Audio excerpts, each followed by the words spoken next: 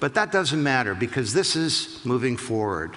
The train has left the station. The cat is out of the bag. The horse is out of the bar. Help me out here, okay? The toothpaste is out of the tube.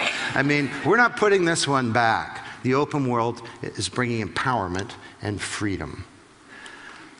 I think at the end of these 4 days that you'll come to conclude that the arc of history is a positive one, and it's towards openness. If you go back a few hundred years, all around the world, it was a very closed society. It was agrarian, and the means of production and political system was called feudalism. And knowledge was concentrated in the church and the nobility.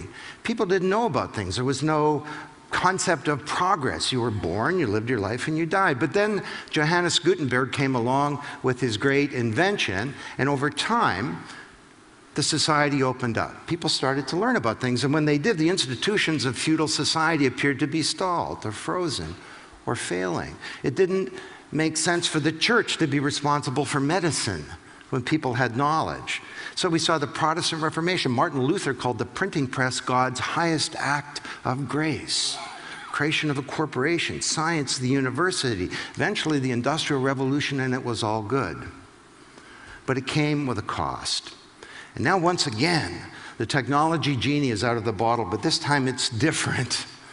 The printing press gave us access to the written word. The internet enables each of us to be a producer. The printing press gave us access to recorded knowledge. The internet gives us access not just to information and knowledge, but to the intelligence contained in the cranium of other people on a global basis. To me, this is not an information age. It's an age of networked intelligence. It's an age of vast promise, an age of collaboration where the boundaries of our organizations are changing, of transparency where sunlight is disinfecting civilization, an age of sharing and understanding the new power of the commons, and it's an age of empowerment and of freedom. Now, what I'd like to do is, to close, to share with you some research that I've been doing.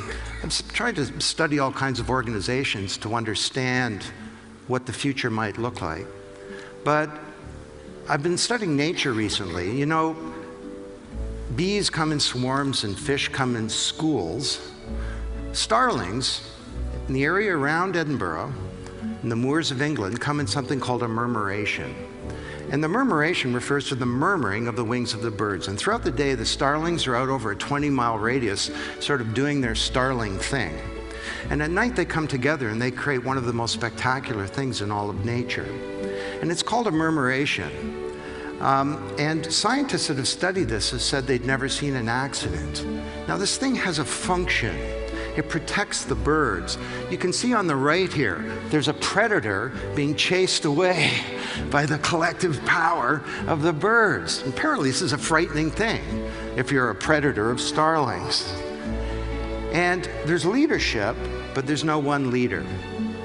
Now, is this some kind of fanciful analogy, or could we actually learn something from this? Well, the murmuration functions to accord a number of principles, and they're basically the principles that I've described to you today. This is a huge collaboration.